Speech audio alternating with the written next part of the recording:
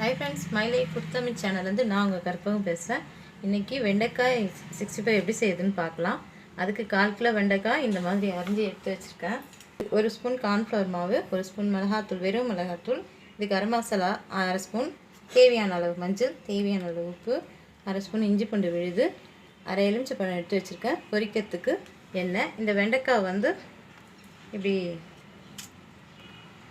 Cut பண்ணிடணும். இப்படி நாலாக கட் பண்ணிக்கணும்.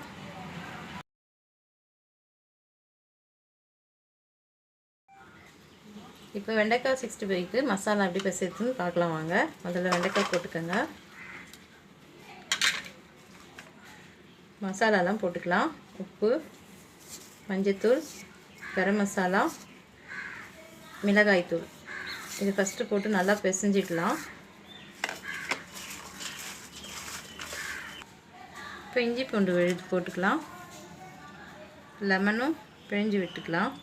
பார்த்து பிழிஞ்சிக்கோங்க. தண்ணி ரொம்ப வேண்டாம். அதுக்கு வேணும்னா தண்ணி கொஞ்சமாக பார்த்து பிசைஞ்சு ஊற்றிக்கோங்க.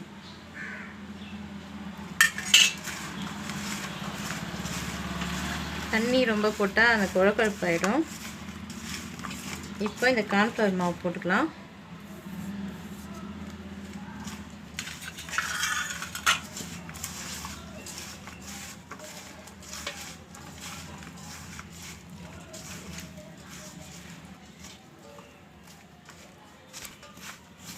தண்ணி லைட்டாக தெளிச்சிக்கலாம்.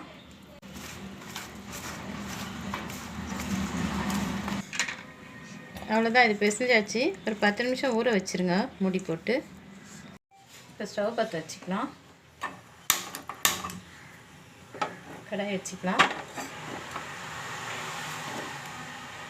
எண்ணெய் ஊற்றிக்கலாம். எண்ணெய் காயணும். இந்த வெண்டைக்காய் 10 நிமிஷம் ஆயிடுச்சு. பொரிச்சு எடுத்துடலாம். எண்ணெயும் காஞ்சிடுச்சு.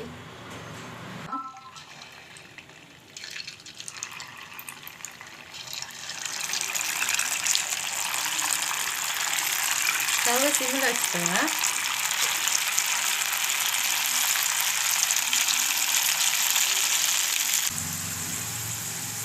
நல்லா திருப்பி விட்டுக்கோங்க. வெந்துடுச்சுன்னா செவந்துடுச்சுன்னா எடுத்துடலாம். இது வேக 1 நிமிஷம் தான் ஆகும். அவ்வளோதான். இது செவந்துடுச்சு, எடுத்துடலாம்.